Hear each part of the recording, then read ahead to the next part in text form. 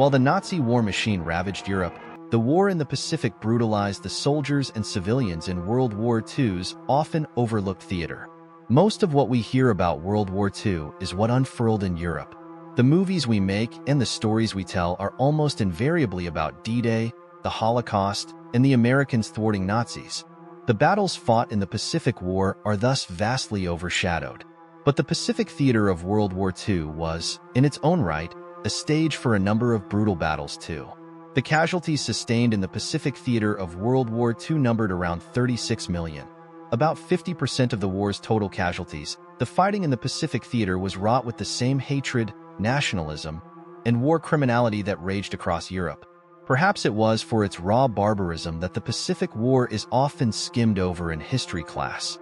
The Pacific War began at sunrise on December 7, 1941, when the skies above Pearl Harbor filled with hundreds of Japanese fighter planes, while simultaneously in Southeast Asia, Japan attacked multiple countries.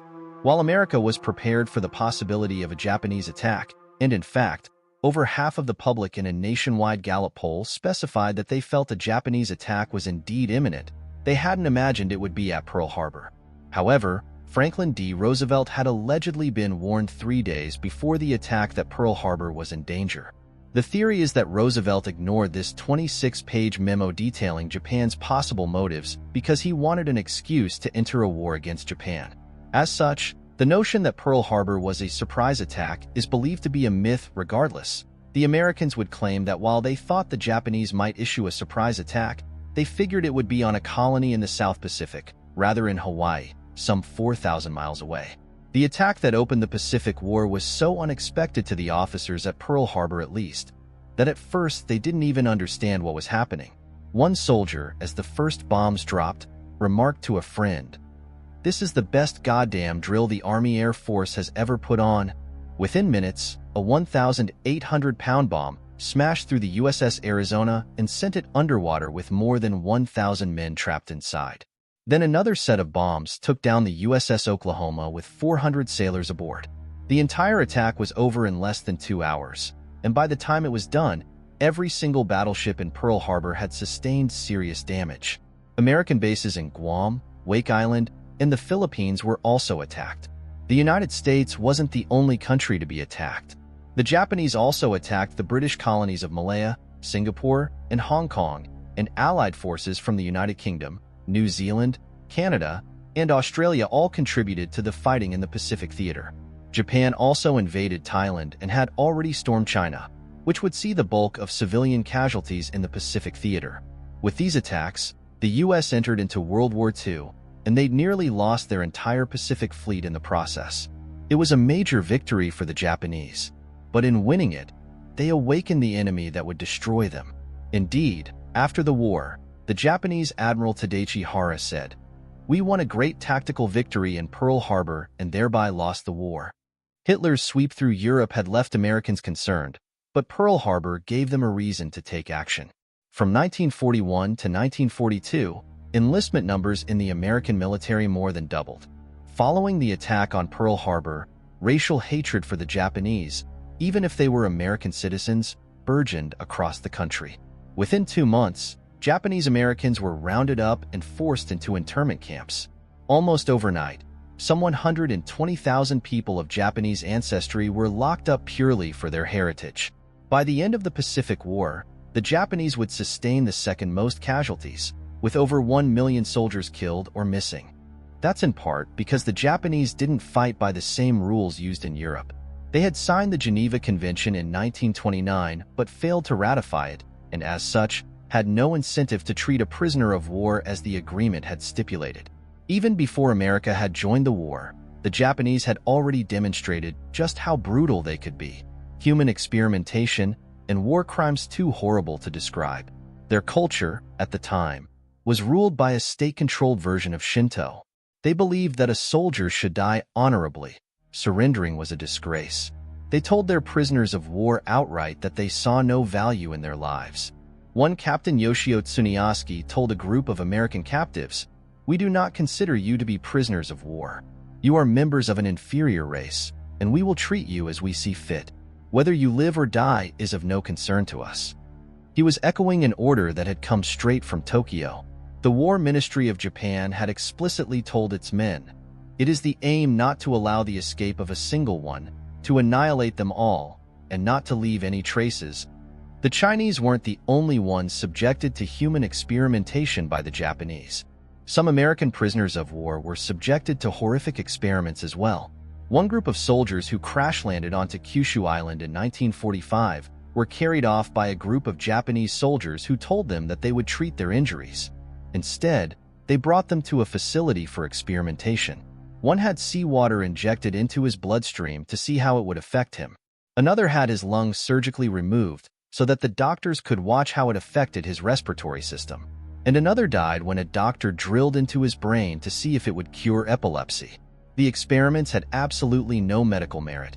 An eyewitness to their deaths, Japanese Dr. Toshio Tono, said, "They were being used to inflict as cruel a death as possible on the prisoners. Indeed, many more were simply subjected to the cruelest deaths possible without any attempt to disguise the torture as science." Some prisoners reported being tied to a stake under a blazing summer sun with a glass of water just out of reach. The Japanese guards would watch and laugh as the victims struggled.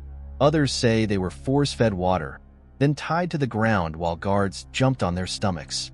Still more reported that the guards would start each day by the names of 10 men who would be forced to go out and dig their own graves.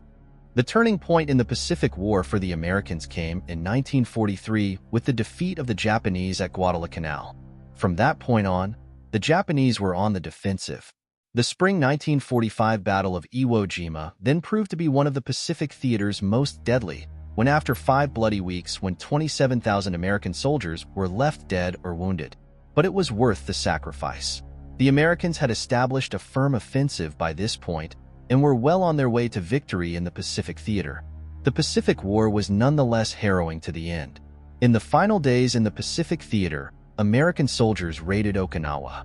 There they experienced what one soldier called the most ghastly corner of hell I had ever witnessed. The Americans fought the Japanese on every corner of the island and battled against an enemy that didn't always care whether they lived or died. Overhead, kamikaze pilots in planes loaded with bombs flew themselves directly into Allied ships, killing themselves for the chance to take down an American cruiser. When the battle came to an end, the Japanese commander, Ushijima, lived up to the spirit of his fellow kamikaze. As the American troops closed in on the cave where he hid, Ushijima stepped up onto the ledge, knelt down, and thrust a knife into his own abdomen. When it appeared that the Americans had won on Okinawa, they celebrated with a rage of debauchery and cruelty. Traditionally, it's said that the Pacific War ended when America dropped nuclear bombs upon Hiroshima and Nagasaki. It's a convenient explanation. If the nuclear bomb ended the war, then we could justify the hundreds of thousands of innocent deaths they caused. But not everybody agrees that Japan surrendered because of the bomb. On August 9, 1945, the same day that Hiroshima was destroyed, the army of the Soviet Union marched into the Japanese-controlled Manchuria. They swept through the territory in a matter of days and liberated city after city. The approach of the Red Army, some historians believe, may have been the real reason why the Emperor of Japan agreed to surrender. He had been willing to throw his own people to their deaths without end, but the Soviets in Manchuria posed a threat to his own safety. The Soviets had brutally killed their own czar. Historian Tsuyoshi Hasegawa believes that because of this, the emperor feared that they would be even harsher to him. It's hard to say whether the atomic bombs ended the war or not, but they certainly helped obscure the lines between good and evil in the Pacific War. Whatever was left of that line was fully erased in the moments that followed. In the days after the surrender, the U.S. Army made a deal with the Japanese. The U.S. would cover up Japan's human experimentation war crimes if they handed over what they'd learned. Perhaps the ambiguity of good and evil in the Pacific theater is what keeps it from being a popular discussion in regards to World War II history. Against Nazi Germany, America appeared an obvious hero, fighting against a genocidal monster who exterminated millions in concentration camps. But in Japan, the Americans sacrificed their principles. They had to crush an enemy they hated.